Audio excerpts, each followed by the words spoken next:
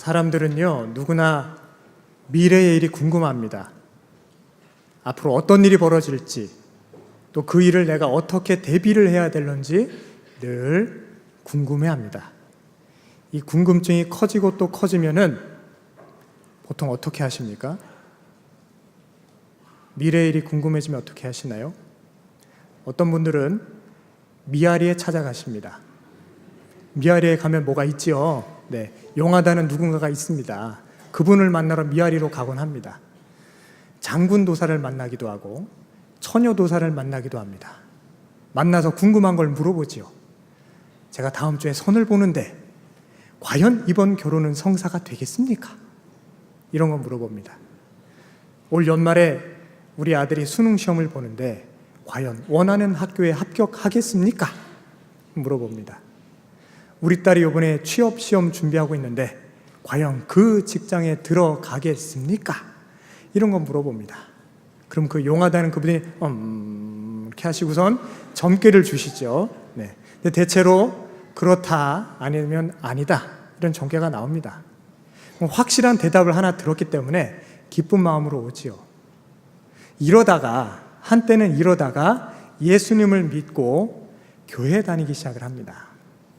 그래도 이 미래가 궁금하고 앞으로 어떤 일이 펼쳐질까? 궁금증이 너무 커지면 차마 예전처럼 미아리는 못 가고 신통한 목사님을 찾아다니시죠. 혹은 예언의 은사를 받으셨다는 권사님을 만나러 갑니다. 한번 생각을 해보십시오. 내 앞길은 어떻게 되겠습니까?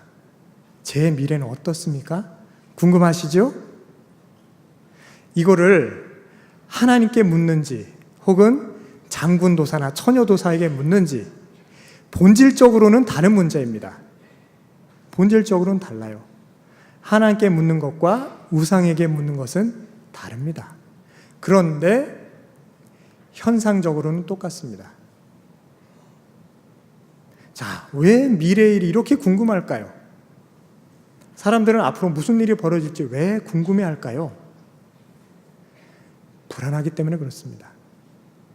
아직 다가오지 않은 미래가 무슨 일이 닥칠지 알 수가 없어서 그 일 때문에 불안해합니다. 그러니까 이 일을 가만히 들여다보면 앞으로 남아있는 우리의 미래의 일은 내 안에 있는 불안 때문에 더 갈등이 증폭이 됩니다. 방금 우리가 요한계시록의 말씀을 읽었는데 요한계시록의 말씀은 개인의 미래를 점치는 글이 아닙니다.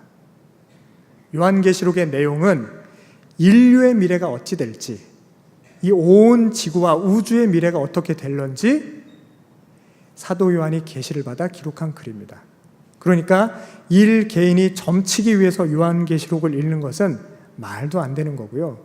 그렇다고 미래의 일이 궁금해서 요한계시록 읽는데 어렵잖아요. 무슨 뜻인지 이해가 잘 안 됩니다. 그래서 내 생각대로 내 의지대로 요한계시록을 잘못 읽다가는 쉽사리 이단 사설에 빠져들게 됩니다. 쉬운 예로 이런 게 있죠. 14만 4천 명이라는 숫자, 666이라는 짐승의 수가 있습니다. 들어보셨죠?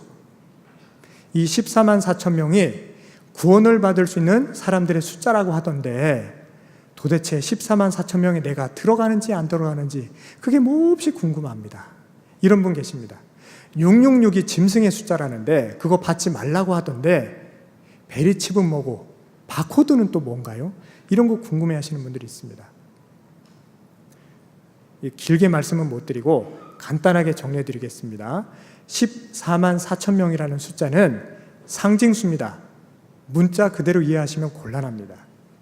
요한계시록에도 분명히 기록이 되어 있는데 14만 4천 명이라는 숫자가 어떻게 산정되는 거 아니?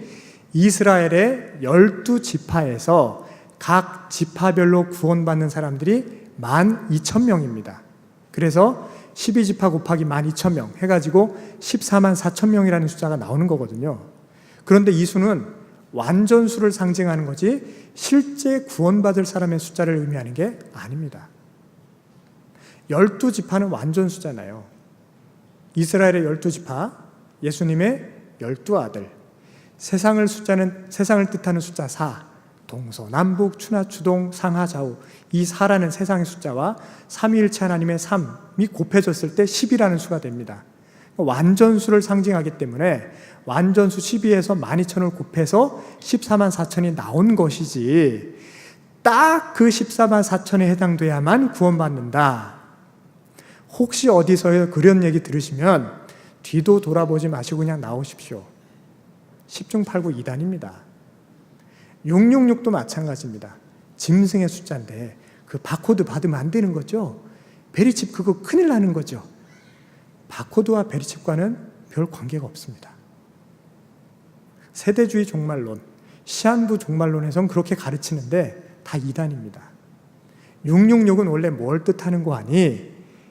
그 당시에 사도 요한이 계시록을 기록하던 당시에 박해가 워낙 극심해서 이 초대교회 교인들이 지상에서 우리와처럼 이렇게 좋은 건물에서 예배 드릴 수가 없었지 않습니까?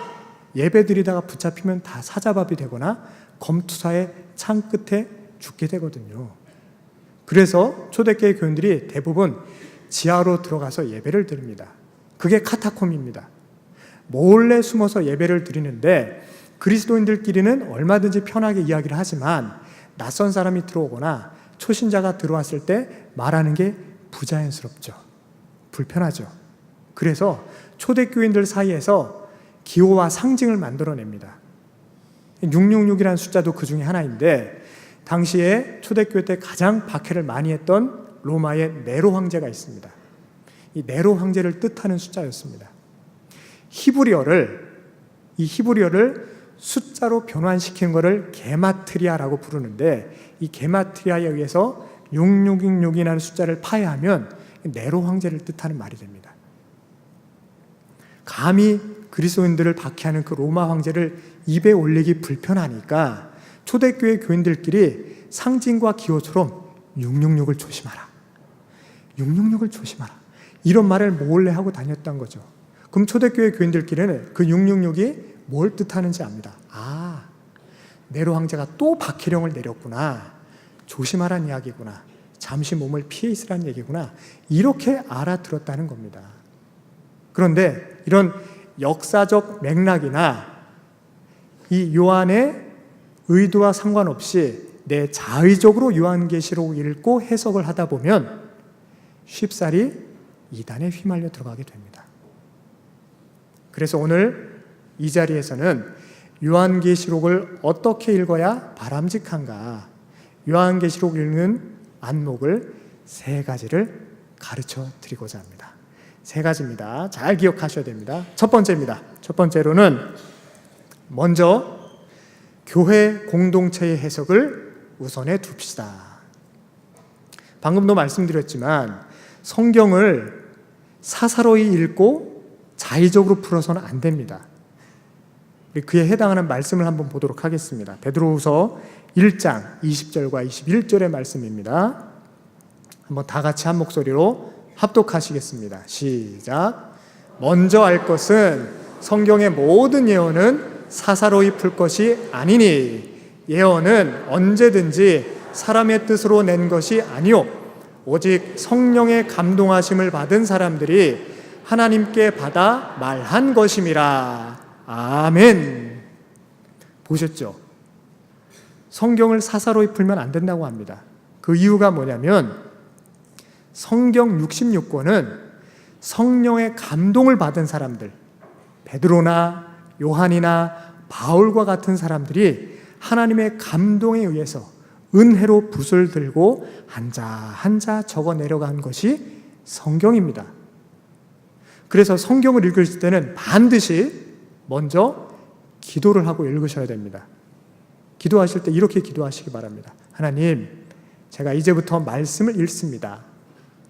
하나님 성령의 감동을 받아 이 글이 기록되었사오니 나도 성령의 감동으로 이 글을 읽게 하시고 요한에게 주셨던, 바울에게 주셨던, 베드로에게 주셨던 그 감동 저에게도 동일하게 허락하여 주시옵소서. 이렇게 기도하신 후에 성경을 읽어야 하나님께서 우리 마음에 감동을 주셔서 2000년 전의 그 감동, 2000년 전의 그 역사가 오늘 나를 통해 현실이 되는 것입니다. 그런데 기도도 없고 은혜 받고자 하는 마음의 준비도 없이 성경을 읽습니다. 여기에 나만큼 공부한 사람이 어디 있어? 내 지식으로 한번 풀어보리라. 내 인생의 경험과 연륜으로 한번 풀어보리라. 이 마음으로 성경을 읽기 시작하면 아주 난처해집니다. 그야말로 성경을 자의적으로 해석해서 쉽게 이단으로 물들게 됩니다. 그래서 드리는 첫 번째 말씀입니다. 성경을 읽고 뜻이 잘 안 통할 때에, 무슨 뜻인지 잘 이해가 안 될 때에는 반드시 교회 공동체의 해석을 의뢰하시기 바랍니다. 목사님들 찾아오셔서 이게 무슨 뜻이에요? 이렇게 물어보시고 최소한 구역 식구들과도 나누시기 바랍니다. 내가 큐티하다 보니까 여기서 막히던데 우리 권사님은, 우리 집사님은 이걸 어떻게 푸세요? 이런 걸 서로 이야기를 나눠야지, 그래야 혼자만의 생각으로 빠져들지 않습니다. 이게 중요합니다.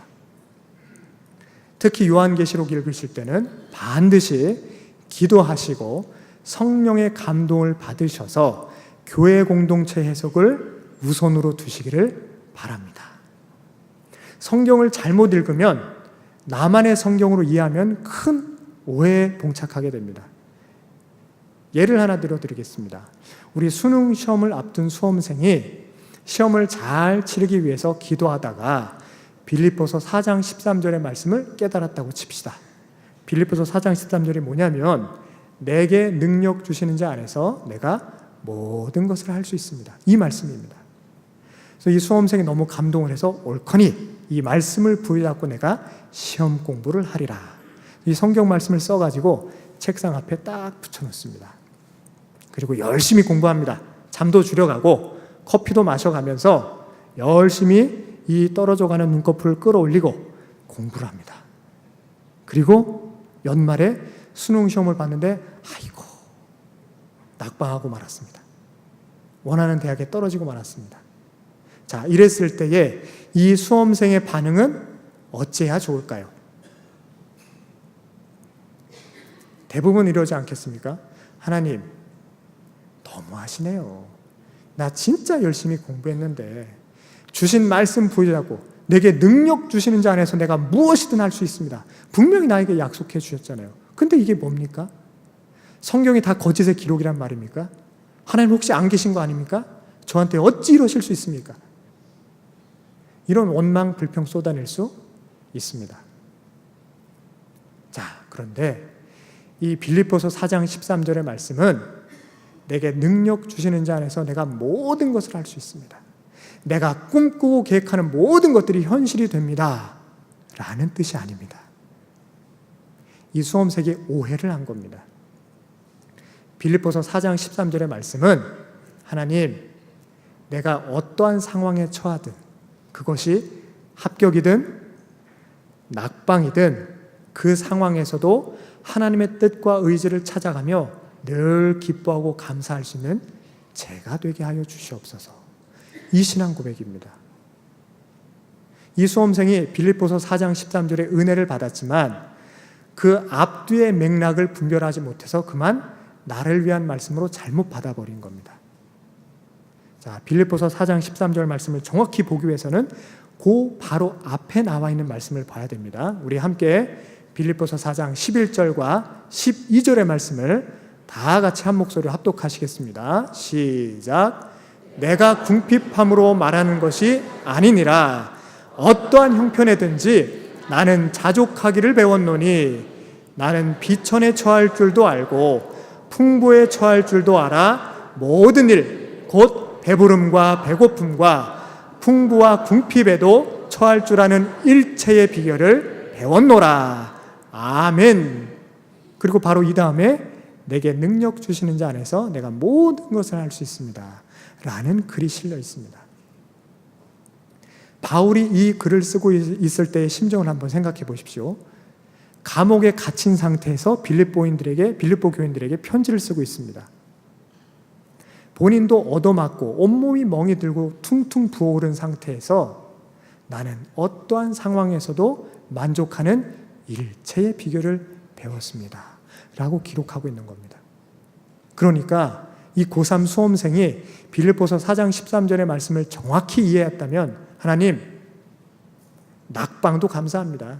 저한테 다시 한번 1년간 더 공부할 수 있도록, 그래서 꼼꼼히 점검하고 더 좋은 성적 올릴 수 있는 기회 주셔서 감사합니다. 합격도 하나님의 뜻이고 낙방도 하나님의 뜻이니 어떤 상황에서든 제가 만족하고 감사하게 하여 주시옵소서. 이게 바른 신앙입니다. 이게 바른 고백입니다. 이 성경은 이렇듯 앞뒤 문맥, 또 저자가 무엇을 의도하는지를 정확히 이해해야 성경을 바르게 알 수 있습니다.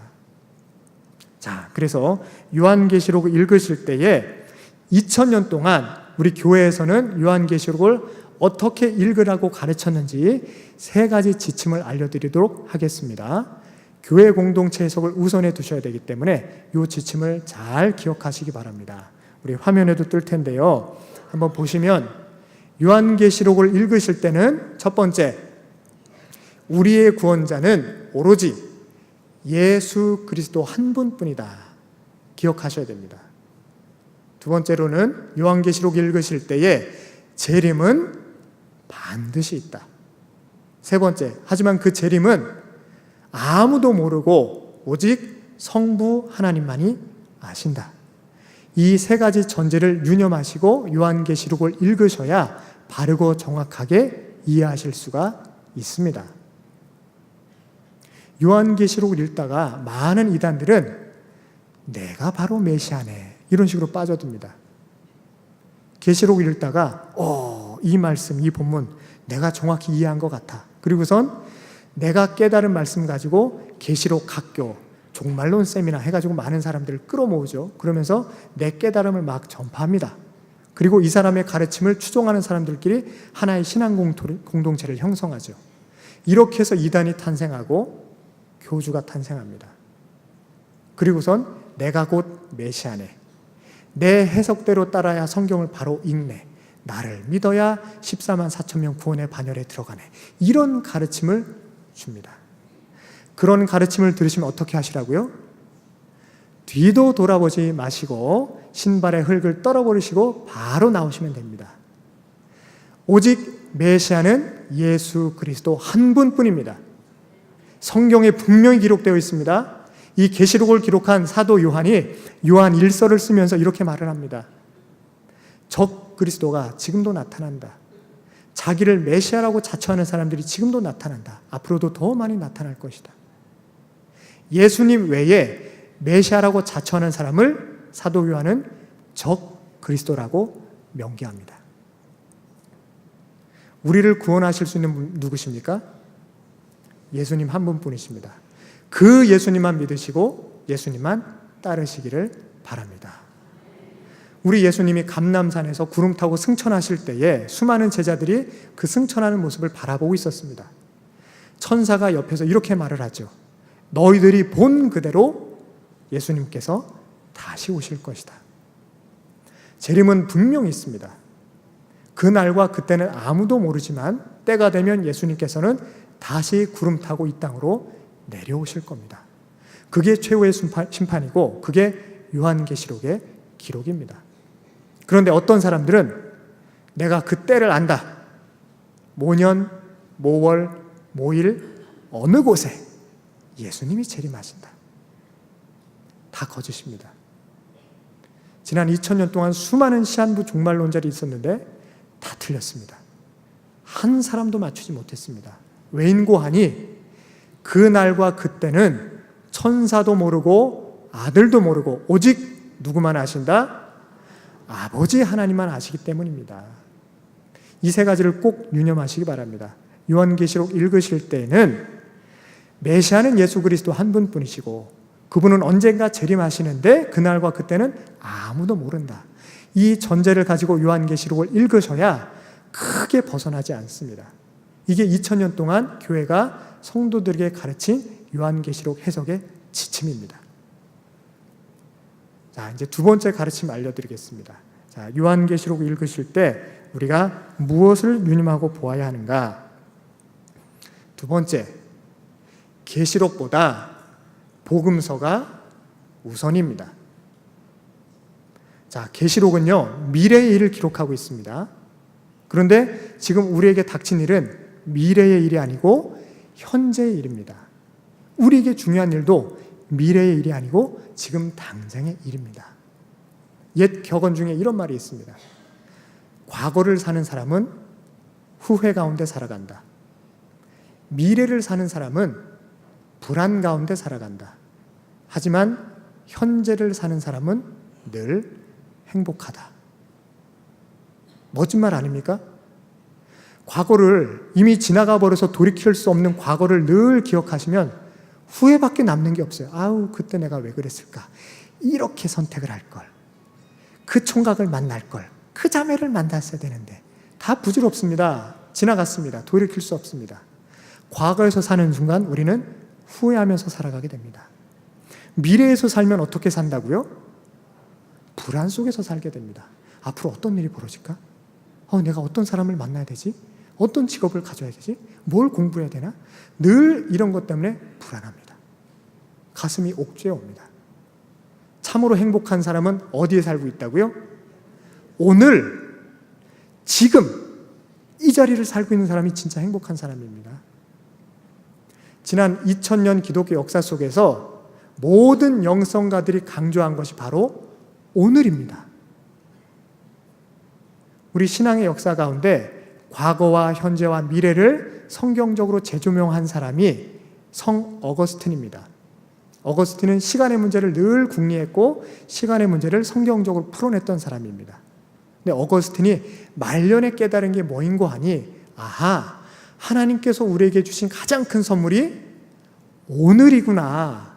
지나간 과거는 돌이킬 수 없고 아직 오지 않은 미래는 당겨올 수가 없으니 하나님께서 우리에게 허락하신 것은 오늘밖에 없구나. 그래서 어거스틴이 이것을 Eternal Now, 영원한 현재, 영원한 지금, 이렇게 표현을 합니다. 우리 한국교회사를 통틀어서 훌륭한 영성가들이 많이 있었는데 일제시대 때 다석 유영모 선생님이라는 분이 계셨습니다. 원래는 유학자셨는데 이분이 복음을 받아들이시고 예수를 믿고 나서 성경을 쭉 읽고 수많은 가르침을 제자들에게 가르쳐 주셨는데 이 유영모 선생님이 깨달음 중에 하나가 바로 오늘입니다. 오늘이라는 말을 뜻풀이를 해주면서 제자들에게 이렇게 가르쳐 주십니다. 늘 이렇게 가르쳐 주셨습니다. 이해가 되십니까? 이해하셨어요? 대단하십니다. 자, 늘 이게 무슨 뜻인고 하니 오는 감탄사입니다. 하나님 생각해 보니까 하나님이 나에게 호흡을 주시고 지금을 살게 하시니 너무 감사합니다. 이 감격의 감탄사가 이겁니다. 그럼 늘은 뭘까요? 늘은 뭘까요? 영원히 한결같이 언제나 늘 이 하루가 천국입니다. 이 깨달음입니다. 그래서 유영모 선생님이 제자들 앞에서 자, 오늘이란 늘 이렇게 가르쳐 주셨습니다. 자, 그런 의미에서 우리 좌우에 계신 성도님들과 인사 한번 나누시겠습니다. 늘 이렇게 인사 한번 나누시겠습니다.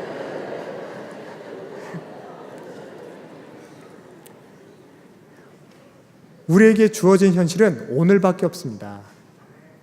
지나간 과거 부질없습니다. 돌이키지 마시기 바랍니다. 아직 오지도 않은 미래 앞당겨 오지 마시기 바랍니다. 벌어지지도 않았습니다. 지레 두려워하실 것 없습니다. 그럼 오늘을 살기 위해서는 어떻게 해야 될까요? 이 미래의 일을 기록한 계시록을 보시기보다 오늘의 일을 기록한 복음서에 집중을 하셔야 됩니다. 왜 복음서가 오늘의 일을 기록했나? 지금 내 문제, 내가 뭘 해야 되지? 나는 어떤 사람이 되어야 하지? 이 선택의 갈림길에서 나는 뭘 택해야 되나? 자, 이 삶의 방향과 지침을 줄 수 있는 말은 복음서에 담겨 있습니다. 그 해답은 바로 예수 그리스도십니다. 예수님께서 우리 모든 인생의 모델이 되십니다. 어떤 인생이든 우리 60억 모든 인류의 길이 되어주시고 빛이 되어주십니다. 그래서 당면한 문제가 너무 어렵고 골치 아플 때 복음서를 읽으시고 예수님은 어떻게 하셨나 기도하시면서 그 예수님에게서 답을 얻으시는 저와 여러분 되시기를 간절히 축원드립니다. 복음서의 빛으로 계시록을 보셔야 됩니다. 그런데 주객이 전도돼서 계시록으로 복음서를 읽거나 계시록으로 성경 66권을 읽으면 이단으로 빠집니다. 계시록은 아직 오지 않은 미래의 일입니다. 계시록이 만약에 성경에서 누락됐었어도 우리는 신앙생활하는데 아무 문제가 없습니다. 하지만 복음서가 빠져 있다면 어떻게 되겠습니까? 갈 바를 몰라 방황하는 어린 양과 같이 됩니다. 복음서를 읽으시고 복음서를 통해서 예수님을 따라 사시는 저와 여러분 되시기를 간절히 축원드립니다. 아멘. 세 번째 지침입니다. 마지막입니다. 우리 하나님께서 역사의 주관자가 되신다는 사실을 늘 기억하셔야 됩니다. 하나님이 역사의 주관자 되십니다. 오늘 본문 말씀에서도 읽으셨지만 이 두루마리에 7개의 봉인이 찍혀 있는데 이 봉인을 뗄 수 있는 분이 누구십니까? 예수 그리스도 한 분밖에 없습니다. 이 본문에는 십자가에 달리신 어린 양 이렇게 표현돼서 나타납니다.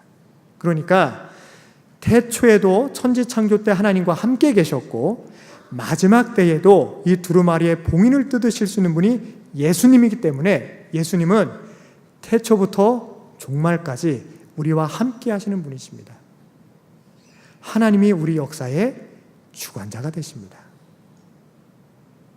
우리 한반도의 주관자는 누구입니까? 한반도의 전쟁의 위기가 고조되고 있다고 신문지상에서 뉴스에서 자꾸 떠들고 있는데 과연 이 한반도의 운명을 틀어준 사람은 누구입니까? 저 무시무시한 사드를 배치한 미국의 대통령이겠습니까? 아니면 핵미사일로 우리와 미국을 위협하고 있는 북한의 김정은이겠습니까? 절대 아닙니다. 지금 이러한 날, 이러한 위기의 때에 우리 한국교회는 다윗의 신앙 고백을 똑같이 되뇌어야 합니다. 만군의 여호와 하나님께서 우리를 지키신다. 전쟁은 하나님께 속한 것이다. 이렇게 고백하시기를 바랍니다. 수많은 강대국들이 칼과 창과 단창으로 나아오지만 오직 나는 만군의 여호와, 너희 나라들이 무기를 앞세우고 경제력을 앞세워서 우리를 침탈하는데 우리는 만군의 여호와의 이름으로 너희에게 나아가노라. 이렇게 담대하게 선포하는 저와 여러분 되시기를 바랍니다. 이 믿음이 없이는 우리나라, 우리 민족, 그리고 우리 과정과 내가 바로 설 수 없습니다. 역사의 주관자가 하나님이심을 인정하시고 고백하시기 바랍니다. 더욱 기도하셔야 됩니다. 이 나라 이 민족을 위해서 뜨겁게 기도하셔야 되는데 기도의 피로가 방금 읽은 본문 말씀 5장 8절에 기록되어 있습니다. 우리 5장 8절 같이 읽어보겠습니다.